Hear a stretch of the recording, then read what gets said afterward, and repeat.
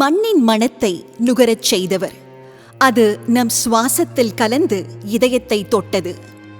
உணர்வுகளை வருடிய இவரின் கிராமத்து காவியங்கள் நம் மனத்தின் அடித்தளத்தை எட்டி பார்த்தது. பாசமும் கோபமும் அன்பும் அழுகையும் வீரமும் காதலும் பாமரனின் வழியாக நடைபோட்டது.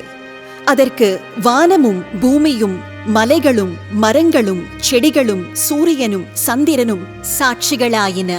யாரோ ஒருவனுடைய குரல், எங்கிருந்தோ கேட்ட விம்மல், அந்த கடைக்கோடி கிராமத்து மகனின் மண்ணில் தோய்ந்த மொழி. இவர்களை திரு பாரதிராஜா அவர்கள் தன் கம்பீர குரலால் நமக்கு அடையாளம் காட்டினார். என் இனிய தமிழ் மக்களே, அவருடைய நம்பிக்கைகளுக்கும் கனவுகளுக்கும் இவருடைய திரைப்படங்கள் நங்கூரம் பாய்ச்சின. கேள்விகளையே சவால்களாக மாற்று வழிகளாக எழுப்பினார்.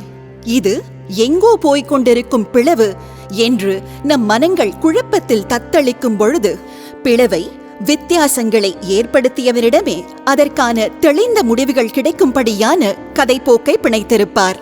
வாழ்க்கையின் எந்த கட்டத்திலும் நாம் கர்வம் கொள்ளக்கூடிய இவன்தான் நான், இவள்தான் நான் என்ற ஆழ்ந்த உணர்வை நமக்கு இவரின் திரைப்படங்கள் வெற்றி கோப்பைகளாக தந்தன.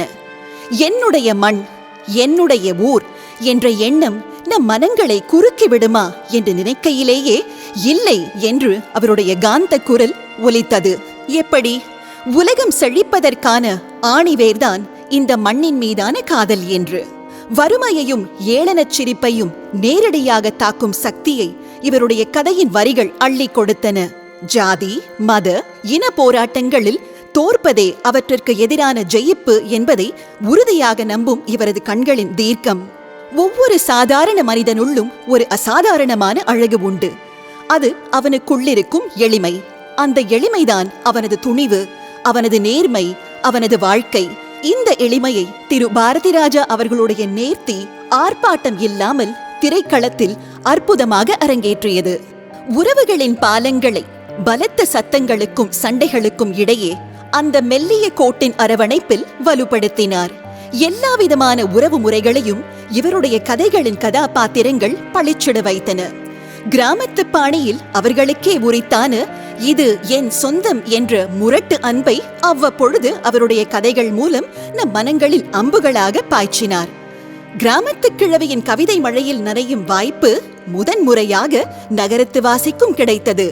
இவர் ஆக்ஷன் என்ற சொல் காற்றில் பறந்த பொழுது அந்த பழமொழிகளின் சாரல் புதிய மொழியாக இருந்தது. கிராமத்தை வாசிப்பில் மட்டுமே பார்த்த நகரத்து வாசிக்கு இவருடைய வசனங்களுக்குள் சென்று நாம் நம்மை மறந்தோம். இதை இப்படியும் அழகாக சொல்ல முடியுமா? எந்தவித இலக்கிய அலங்காரமும் மேல் பூச்சும் இல்லாமல் என்று இன்றளவும் நாம் வியந்து கொண்டேதான் இருக்கின்றோம். இவருடைய படங்களின் பாடல் பதிவுகளை நாமே படமாக்கியது போன்ற ஒரு உணர்வு. ஒரு சாதாரண மனிதனாக நாம் நினைத்தது அங்கு அழகான இசை காட்சிகளாக ஓடியது நமக்கே பாடிய தாலாட்டாகவும் தென்றலாகவும் காதல் மெல்லிசையாகவும் தத்துவ பாடல்களாகவும் ஒலித்தன. திரு பாரதிராஜா அவர்கள் கதைகளின் காதலன் காதலினுடைய வெகுளித்தனமான உரையாடலை முகம் சுளிக்காமல் ரசிக்க முடிந்தது. அந்த மெல்லிய கோட்டின் மேல் அவர் போட்ட நடை நம்மை கதையினுள் இருந்து அந்த கதாபாத்திரங்களை ரசிக்கச் செய்தது. பெண்ணை, அவளுடைய கம்பீரத்தை, வீரத்தை, அழகை, நிறத்தை முழுவதுமாக வேறு கோணத்தில் பதிவு செய்தார். நான் அழகு, என்னுடைய நியாயமான கோபம் அழகு, என்னுடைய நிறம் அழகு என்று அவருடைய புரட்சி படைப்புகள் பெண்களை கொண்டாடிக் கொண்டே இருக்கின்றன. பெண்ணின் தைரியம் அவள் வாய் வார்த்தைகளில் இல்லை, அவள் எடுக்கும் திடமான முடிவுகளில்தான் இருக்கின்றது என்பதை அவர் கதைகள் சொல்லிக்கொண்டே இருக்கின்றன. காதலையும் வீரத்தையும் அதற்கான இலக்கணம் மாறாமல் அதன் போக்கிலேயே சென்று சொல்லிவிட முடியும். ஆனால் இலக்கணங்களை உடைத்து சவால்களை சமாளித்து காதலுக்கும் நட்பிற்கும் இடையேயான மிக மிக நுட்பமான கண்ணுக்கு புலப்படாத அந்த கோட்டினை கையாளுவது மிகப்பெரிய மரியாதைக்குரிய விஷயம். இது இவரால் மட்டுமே முடியும் என்பதால் தான் இன்றளவும் உலகம் இவரை மிகப்பெரிய மரியாதையோடு கொண்டாடுகின்றது. மத பேதங்களுக்கு அப்பாற்பட்ட வேதம் ஒன்று உண்டு என்று சொன்னவர் பெண் சிசு வதைக்கு எதிராக அழுத்தமான கருத்துக்களை பாய்ச்சினார். உண்மை அன்புக்கும் காதலுக்கும் மத இன மொழி பேதங்கள் இல்லை என்பதை படங்கள் தோறும் சொல்லிக் கொண்டே இருக்கின்றார். முக்கியமாக கிராமத்திற்கும் நகரத்திற்கும் இடையே இருந்த இடைவெளியை இவருடைய மேலான கலைப்படைப்புகள் வெகுவாக குறைத்துக் கொண்டே வந்தன.